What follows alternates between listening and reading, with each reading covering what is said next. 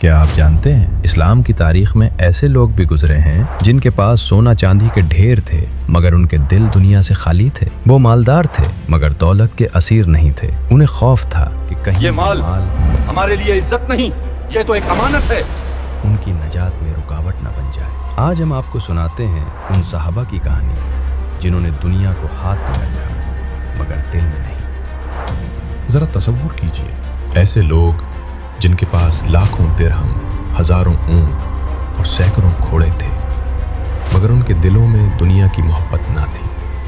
یہ ایسے تاجر تھے جن کا مال تو بڑھتا چلا گیا مگر اللہ تعالیٰ کا خوف اس سے بھی زیادہ بڑھتا گیا۔ یہ ہیں اسلام کے 4 سب سے زیادہ مالدار صحابہ کرام رضی اللہ عنہم، مگر تاریخ نے انہیں مالدار نہیں بلکہ متقی کہا۔ 1. حضرت عبد الرحمن بن عوف۔ حضرت عبد الرحمن بن عوف 10 مبشرہ میں سے ہیں اور ان 6 خوش نصیب صحابہ میں شامل تھے جنہیں حضرت عمر نے خلافت کے لیے نامزد فرمایا۔ مدینہ منورہ آئے تو نہ مال تھا نہ کاروبار، بس اتنا کہا بازار کا راستہ دکھا دو۔ اللہ تعالیٰ نے ایسی برکت عطا فرمائی کہ تجارت پھیلتی چلی گئی، مگر ایک خوف ہمیشہ دل میں زندہ رہا، کہیں یہ مال مجھے اللہ سے غافل نہ کر دے۔ جب وفات کا وقت قریب آیا تو وصیت فرمائی تمام زندہ بدری صحابہ کو 400 دینار دیے جائیں۔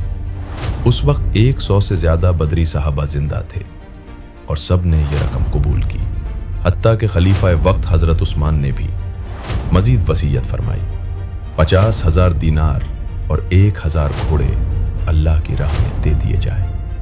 ترکہ تقسیم ہوا تو ہر بیوی کو 1 لاکھ دینار ملے اور اس سب کے باوجود ورثے میں چھوڑ گئے 1,000 اونٹ، 3,000 بکریاں اور 100 گھوڑے۔ یہ تھے وہ مالدار جو مال سے ڈرتے تھے۔ حضرت زبیر بن العوام۔ حضرت زبیر بن العوام رسول اللہ کے حواری تھے۔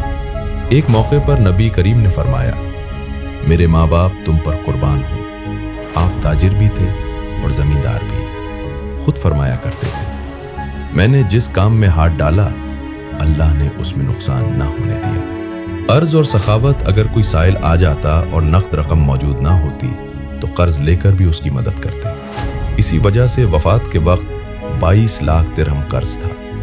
بیٹے حضرت عبداللہ کو بلا کر فرمایا پہلے میرا قرض ادا کرنا، پھر صدقہ کرنا، پھر وراثت تقسیم کرنا۔ ترکہ تقسیم ہوا تو ہر بیوی کو 12 لاکھ درہم ملے۔ کل جائیداد تقریباً 5 کروڑ 2 لاکھ درہم تھی۔ یہ تھے وہ امیر جو خود کو قرضدار سمجھتے تھے۔ حضرت طلحہ بن عبید اللہ رضی اللہ عنہ۔ طلحہ بن عبید اللہ رضی اللہ عنہ بھی 10 مبشرہ میں شامل تھے۔ ایک دن فکر مند بیٹھے تھے، بیوی نے پوچھا کیا بات ہے؟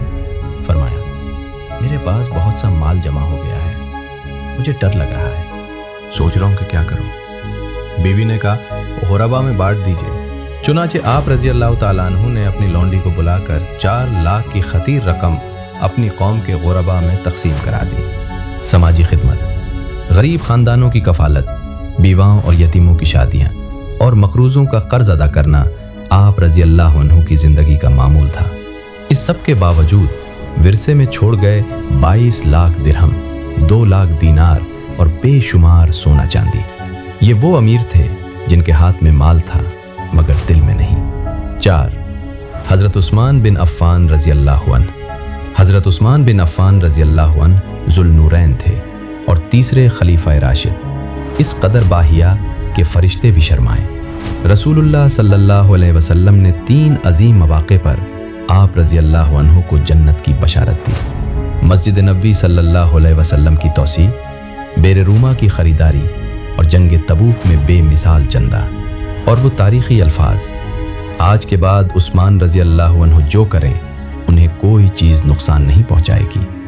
ایثار کی انتہا، 12 سال خلافت کی مگر بیت المال سے 1 پائی بھی نہ لی۔ اس کے باوجود ورثے میں چھوڑ گئے 3 لاکھ درہم نقد، 1,000 اونٹ اور بے شمار جائیداد۔ یہ تھے وہ غنی جنہوں نے امت کو غنی بنا دیا۔